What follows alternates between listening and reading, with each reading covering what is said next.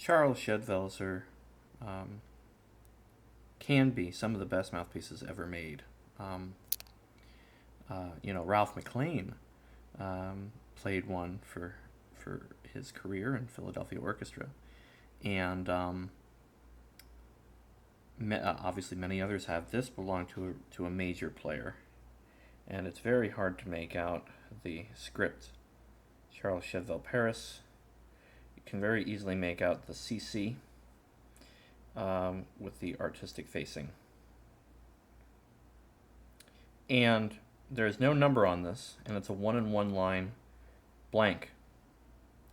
I believe this one's very early. That is a very, very nice throat shape. I like that a lot.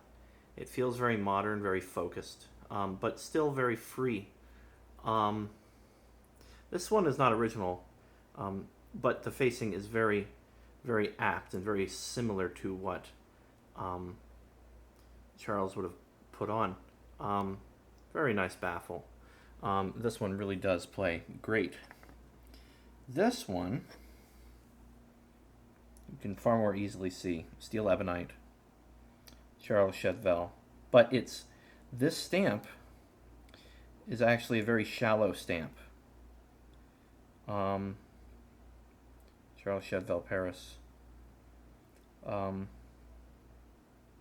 Artistic facing, CC, small font 5. Very different throat shape. And a lot of similar things with the baffle. This one is original. It measures about 97. And that corroborates what I've been told with Ralph McLean's tip opening being around 98, 97. And then eventually he had it open to about 100. See how that's off-center? I had a very early oval Leylandais mouthpiece that was also skewed. You see just how asymmetrical that is, an off-center that is skewing to the right. Very interesting. This is another 3-line blank, but it's thicker than the other one. It's a different color.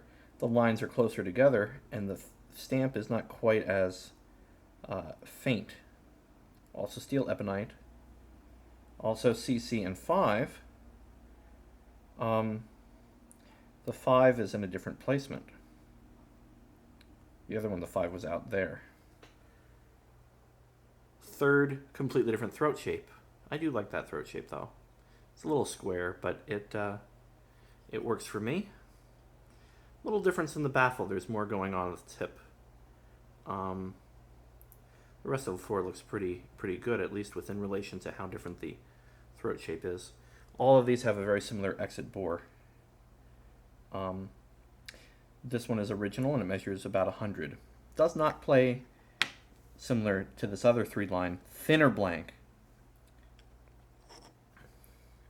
Here is an unfortunate, I didn't do this, I got it like this. It is original other than that unfortunate accident.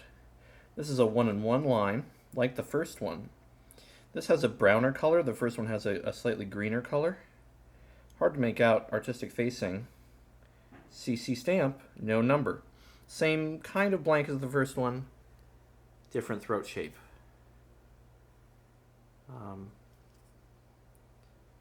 You can see the baffle is most similar from what we can see to that third one with the more stuff happening at the tip. I'll compare again with that first one on the similar 1-in-1 line blank. Different throat shape. 2 more here. This is my favorite mouthpiece of all time. This is my original Charles E flat artistic facing, steel ebonite, CC5.